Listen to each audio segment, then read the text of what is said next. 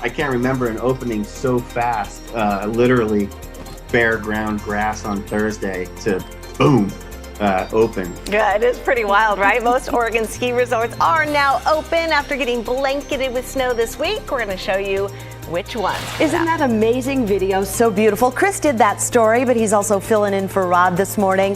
Happy Friday, everybody. How's the rest of our day looking down here? Well, from the snow up there to the fog down here, let's take you live to our Wells Fargo sky camera. Do you see anything? Nothing. I don't. Yeah. Got our head in the clouds this morning. All right. We are foggy. We are 37. Last check at PDX. There is a dense fog advisory in effect from Cowlitz County south through Clark County, Multnomah County, and the northern half of Clackamas County, Washington County as well. Visibility could be down to a quarter mile or less in some cases. In fact, we're right there right now at Scappoose, Hillsborough, and Portland reporting a half a mile. And in other cases, we're actually seeing a few sprinkles out there. We go down towards Canby and Wilsonville and McMinnville. You folks seeing some very light rain showers. Those will dissipate, but the clouds and the low clouds and the fog, I should say, will be with us for most of the day. I've got us mostly cloudy with temperatures in the mid-40s this afternoon. Guys? Chris, thank you so much. Well, it is official. Fred Meyer and QFC workers in Oregon and Southwest Washington are going on strike this morning. Starting at 6 a.m., they'll walk off the job. The union making that announcement overnight. This is a live look at the Hawthorne Fred Meyer store there in southeast Portland, where union members are expected to picket later this morning. Contract negotiations have already been going on for months at this point, and workers say it's been long enough. Union members authorized a strike 6 days ago on December 11th. The union says some of its workers at both Fred Meyer and QFC are underpaid, and they say Kroger, the parent company for both stores, is withholding information from the union about what those workers actually make. This morning, Fred Meyer and QFC is calling the strike reckless, and we just got this quote in a few minutes ago. They say, quote, "Our offer respects our associates by significantly investing in their compensation. This includes a $36 million investment in pay raises, health care coverage, and a stable retirement, while also keeping groceries affordable for customers." The stores also say they will stay open during the strike. At Fred Meyer, they've posted multiple jobs online, and signs are posted all over the place outside their store saying $17 an hour, no experience necessary, and must be willing to cross a picket line. Now we'll keep you updated. This is the topic of our poll this morning. So would you shop at a store where employees are on strike? And we are asking that question on our KGW Sunrise Twitter page. You can weigh in by searching for that. It is pinned to the top of the page. Also developing this morning, local schools are warning parents about a nationwide trend that's leading to threats against schools. Specifically, the messages are threatening violence at schools today. This appears to be tied to a trend on the social media app TikTok. For the most part, authorities don't think the threats are credible, but some schools are increasing security today. Portland Public sent a letter to parents and students saying it's investigated threats made on social media and found them not to be credible. Now, it's unclear if that trend led to a threat at Lake Oswego High School and Middle School yesterday. As a precaution, the schools went into lockout and police sent about 50 officers to search the buildings before giving the all clear.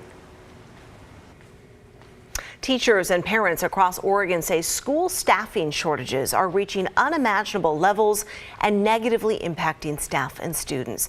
Christine Pitawanich spoke with a state lawmaker who's trying to find solutions. Throughout the pandemic, there have been a lot of challenges when it comes to education. First, it was transitioning into distance learning, and since then, there have been a number of pandemic-related issues. One of the biggest right now, the educator shortage. I'm Michael Dembro, and I represent Senate District 23. That's much of Northeast and Southeast Portland. And I chair the Senate's Committee on Education. He's heard from educators throughout the state.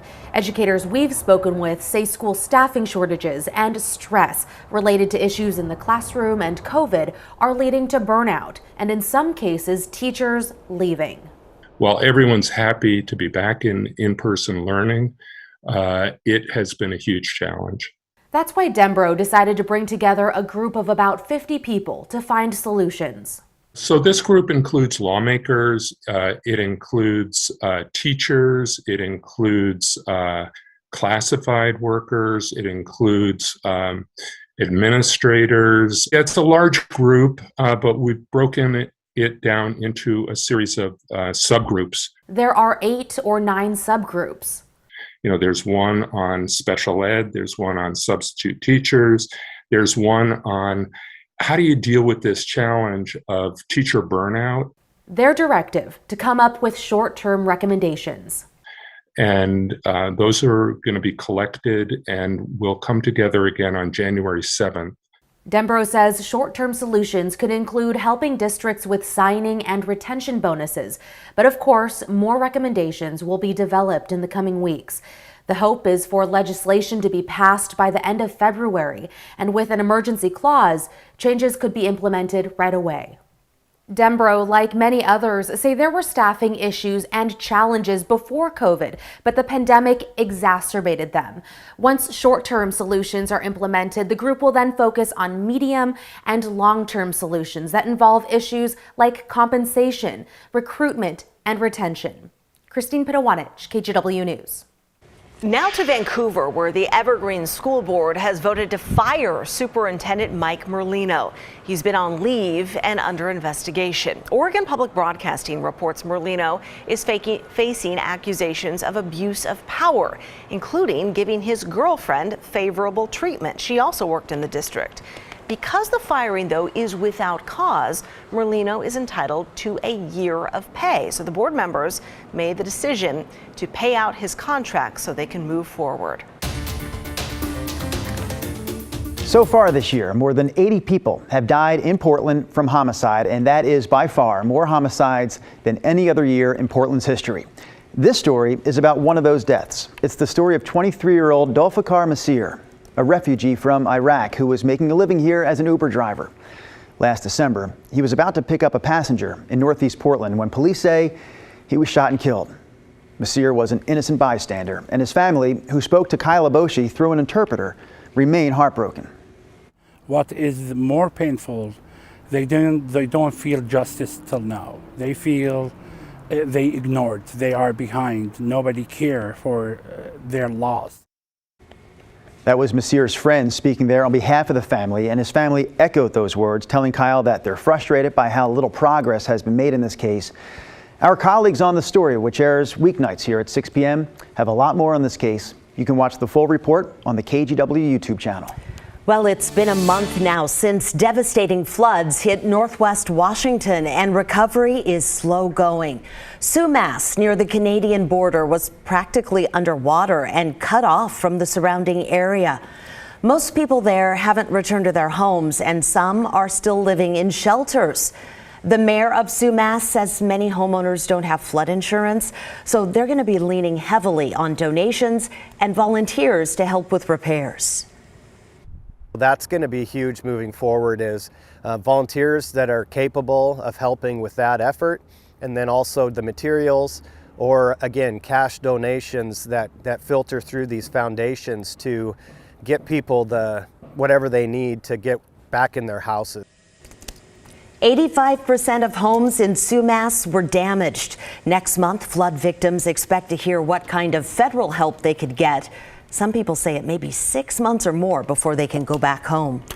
All right, we are getting a little relief from the rain around here today. What's the rest of the forecast looking like, Chris? We do have some rain in our weekend forecast, and even some falling out there right now, Brenda. We'll go ahead and check out radar right now. This is over the last 60 minutes, and the stuff that you see on the screen here is very, very light, but it is raining right now in McMinnville. We've got some showers showing up down towards Wilsonville and Tigard, and maybe southeast Portland as well. Again, very, very light stuff out there. I do expect that to dissipate as we roll through the day today. So a mostly cloudy but generally dry day as we go into this afternoon. Here's a look at Futurecast, and you can see our computer model again brings in another round of showers tomorrow. Those showers become increasingly numerous and probably steadier as we head into the afternoon as a front drops through the area. Also, as that front presses southward, snow levels will drop once again into the Cascades, and late tomorrow night and Sunday, we should get some really good ski resort snow. The other facet to the storm system I haven't touched on just yet, but I want to now, is that it will turn quite breezy, especially at the Oregon coast. We've got south winds tomorrow in the forecast on the order of about 40 to 50 miles an hour. But even here in the Willamette Valley, Your Christmas decorations could be bopping around in the breeze just a little bit tomorrow afternoon as that front comes through with south winds on the order of about 25 to 30. All right, rainfall. The central Oregon coast, I think, really gets hammered here. Newport, maybe an inch, 1.7, easily 2, maybe 3 inches of rain possible in the central Oregon coast range. And here in Portland, maybe about an inch of rain. Again, this is primarily focused on late Saturday night and Sunday. 37 last check at PDX, 39 in the Dalles in the big picture across the state. You go east of the mountains this morning, of course, you folks waking up to temperatures below the freezing mark. All right, the 7-day forecast today, again, a couple of early sprinkles. Otherwise, we are mostly cloudy after that fog dissipates. Rain in the forecast Saturday, rain Saturday night and Sunday, rain Monday, and all of this will equate to higher elevation Cascades ski resort snow here over the next 7 days, guys. Oh boy. All right, Chris, thank you so much. Let's talk about skiing, shall we? Because after snow moved through the state over the past week, we're going to get an update on resorts open around Oregon.